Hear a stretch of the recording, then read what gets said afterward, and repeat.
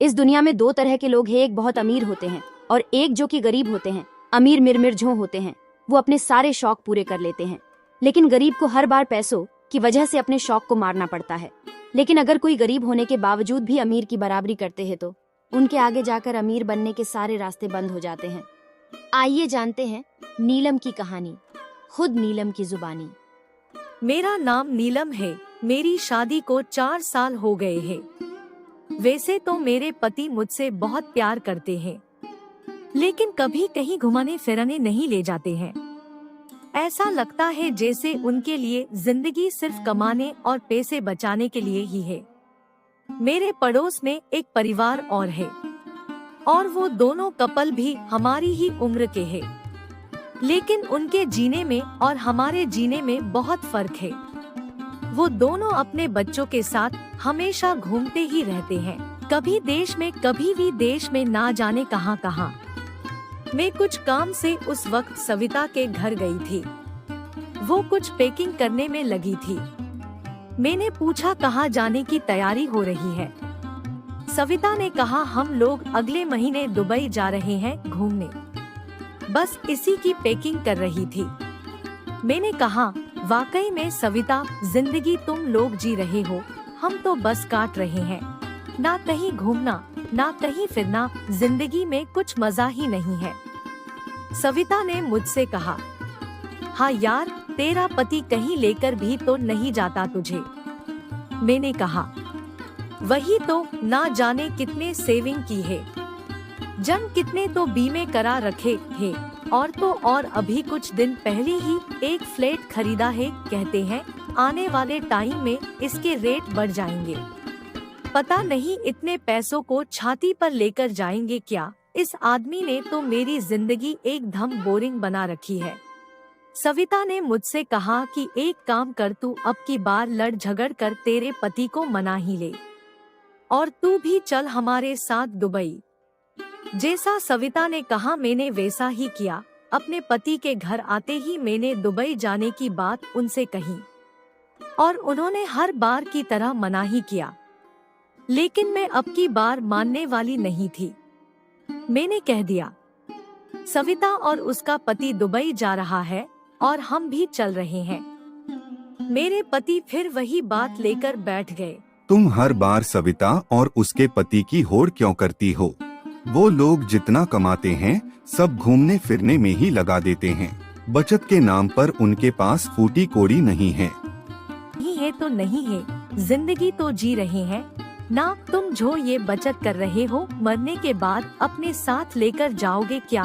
क्यों, अपने बच्चे नहीं है क्या? इनके लिए कुछ बचाना है कि नहीं? तुम्हें सिर्फ पैसों से प्यार है, ना मुझसे है और ना ही हमारे बच्चों से। अगर प्यार होता तो करते हमारी इच्छा पूरी। मेरे पति ने कहा ठीक है, 2-4 महीने बाद चलेंगे। मैंने कहा नहीं, अगले महीने सविता और ये जा रहे हैं, हम उन्हीं के साथ चलेंगे।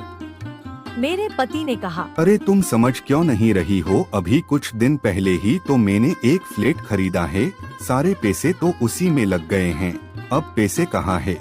हाँ तो वो फ्लैट बेच दो या कहीं से भी पैसे लाओ, पर मुझे इस बार जाना ही है। आखिर मेरी जिद के आगे मेरे पति को हाँ बोलना ही पड़ा। उन्होंने फ्लैट तो नहीं बेचा, लेकिन कहीं और से पैसों का बंदोबस्त कर लिया था।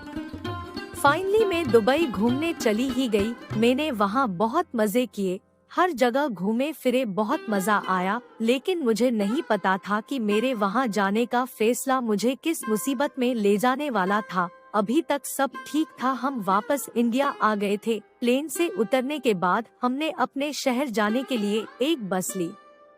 मैं, मेरे पति और मेरा बेटा, हम एक ही सीट पर बैठे थे। थोड़ी आगे जाकर बस का एक्सीडेंट हो गया। एक्सीडेंट के बाद जब मेरी आंखें खुली तो मैं एक हॉस्पिटल में थी। मेरे पति और मेरा बेटा मेरे पास ही था। मैंने भगवान का शुक्र अदा किया कि मेरे पति और बच्चा ठीक है। मेरे पति डॉक्टर को बुलाने गए थे, तभी एक नर्स मुझे देखने आती है और मुझसे कहती है नई जिंदगी मुबारक हो, पूरे 11 दिन बाद होश में आई हो आप। मैं पूरी तरह दंग रह गई। मुझे हॉस्पिटल में 11 दिन हो गए थे और मुझे लग रहा था जैसे कुछ घंटों की ही बात है। मैंने नर्स से पूछा मुझे क्या हुआ था और मेरे इलाज में कितना खर्च आया है, तो नर्स ने मुझे बताया मैं कोमा में चली गई थी और मेरे इलाज में 9 लाख रुपए का खर्च आया है। मेरा दिल जोरों से धड़कने लगा। 9 लाख रुपए मेरे पति की अब तक की जिंदगी भर की कमाई थी। मेरे पति अंदर आए तो मैंने पूछा तुम इतने पैसे कहां से लाए? उन्होंने पहले तो बात छुपाने की कोशिश की, लेकिन जब मैंने कहा कि नर्स ने मुझे सब बता दिया है, अब आप मुझे बताइए कि 9 लाख रुपए कहां से आए, तो मेरे पति ने कहा कि उन्होंने फ्लैट बेच दिया है।